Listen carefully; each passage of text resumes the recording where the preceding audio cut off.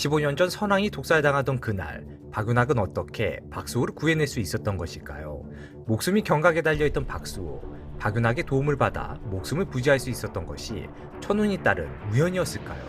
지난화에서 박수호의 활약으로 15년 전 선왕이 독살당했음을 입증할 수 있는 증거가 확보되었죠.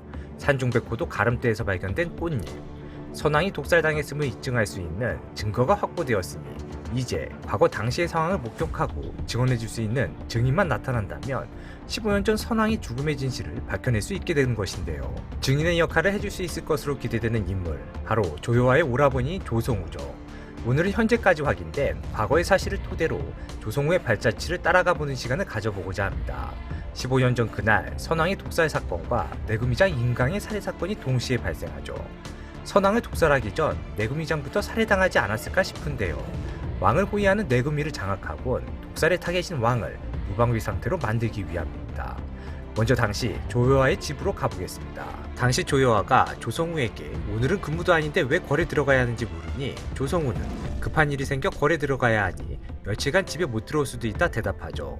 근무가 아니었던 그가 궐과 내금위에 급한 사정이 생겼음을 알 수 있었던 건 당일에 근무 중이었던 누군가가 조성우를 찾아와 돌아가는 상황을 공유해 준 것이겠죠. 조성우에게 해당 사실을 전한 금군은 아무래도 박윤학이 파악한 15년 전 사라진 임강을 따르는 5명의 금군 중 하나이거나 또는 그 무리일 것 같습니다. 해당 무리들은 궐에서 근무 중에 정체를 알 수 없는 이들에게 급습을 받고 내금위가 통제를 잃게 되자 내금위장 임강을 찾아 나서지 않았을까 싶은데요. 하지만 막상 임강이 집에 도착했을 땐 이미 그는 살해당한 이후였던 것이죠. 하여 자신들과 뜻을 같이 하는 또 다른 금군 조성우를 찾아가 세를 더해 용감하게 궐로 다시 들어가지 않았나 싶습니다. 그들이 궐로 다시 들어간 이유는 금군으로서 왕을 지켜내기 위해서이죠. 조성우가 한때 나라를 위해 목숨을 아끼지 않았던 조금은 장군의 자질한 사실이 위기에 빠진 왕을 모른 척하지 않았으리라 보는 이유이기도 합니다. 사화에서 왕 이소는 박윤학에게 아바마마가 돌아가시던 그날 밤 누군가가 아바마마의 오패를 지니고 나갔다 말했습니다. 오패를 가져간 인물, 딱 보아하니 왕이 곧 죽게 생겨 이때다 싶어 오패를 훔쳐간 것일까요?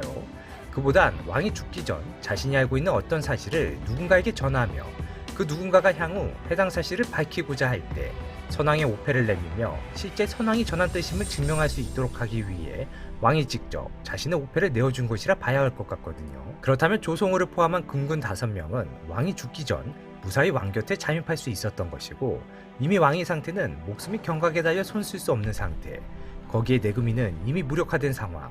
그렇게 5의 금군은 왕으로부터 호패와 함께 메시지를 전해받고 궐을 빠져나와 훗날을 기약한 것이죠. 어린 조효와는 오라버니가 수개월째 돌아오지 않는 상황에서 큰아버지가 좌상 때 장남과의 혼인을 추진합니다.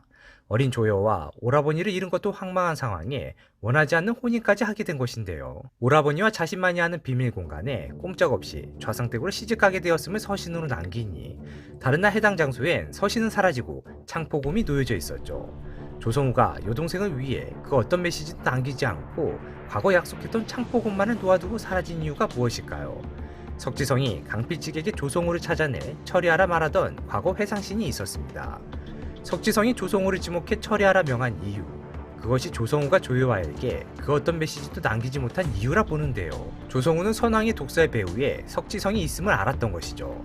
석지성 또한 조성우가 자신이 벌인 일을 알고 있다 본 것이고 하여 강필직을 시켜 처리케 한 것이며 도저히 조성우를 찾을 길이 없자 조효와를 자신의 며느리 삼아 혹시 모를 조성우의 동태를 감시하고 있었던 것이죠.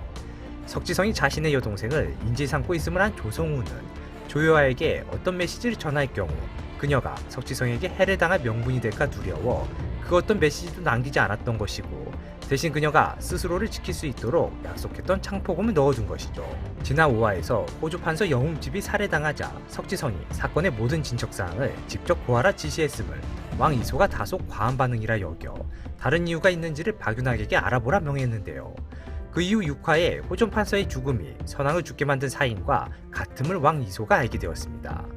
호판의 사망 사건을 다른 사건과 달리 과하게 챙겼던 석지성의 행보, 해당 사건을 나라의 기강을 위협하는 사건이라며 살인자 노비를 신속히 참할 것을 강요했던 정황, 거기에 더해 사라져 생존해 있는 3명의 금군 중 하나인 조성우의 여동생이 좌의정 석지성의 며느리가 된 상황까지 15년 전 사건의 정황들이 하나둘 보이는 족족 서서히 석지성을 가리키고 있음을 왕 이소와 박윤학이 눈치챈 것일까요? 공개된 7화 예고편에 박윤학이 박수와 함께 석지성의 집으로 찾아가는 이유, 아니 찾아가야만 하는 이유가 이젠 차고도 넘치는 상황이 되어버렸습니다.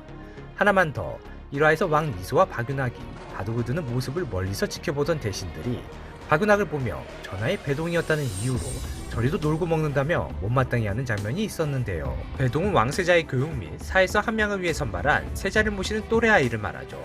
그렇다면 배동이었던 박윤학은 15년 전 선왕이 독사를 당한 시점에도 왕 이소와 현재처럼 두터운 친분을 유지하고 있었다 볼 수 있습니다. 선왕이 목숨이 경각에 달려있던 그때 당시 세자였던 이소는 일국의 왕이 죽어나갈 판인데 그것도 선왕의 최측근 충신인 내금위장 임강이 보이지 않는 것이 내심 수상하고 불안했을 것 같습니다. 하여 세자 이소는 유일하게 온전히 믿을 수 있는 박윤학에게 내금위장 임강을 찾아 데려오라 명하지 않았을까 싶거든요. 세자의 명을 받고 내금위장 임강을 찾아 나선 박윤학. 임강의 집에 도착했을 땐 임강을 비롯해 그의 식솔들이 모두 처참하게 도륙당한 이후였는데요. 가까스로 숨이 붙어있는 아이를 발견한 박윤학. 그는 아이를 들쳐업고 집으로 달려가 결국 아이를 살려내었으니 그 아이가 바로 임강의 아들 임수호, 지금의 박수호인 것이죠. 그렇다면 다른 이도 아닌 박윤학이 박수호를 찾아내 구해내었다는 것은 우연이 아닌 선왕의 죽음과 내금위장 임강의 죽음의 진실을 밝혀내기 위해 반드시 맺어질 인연, 필연이지 않았나 싶습니다. 오늘의 영상 마칩니다. 시청해주셔서 감사합니다.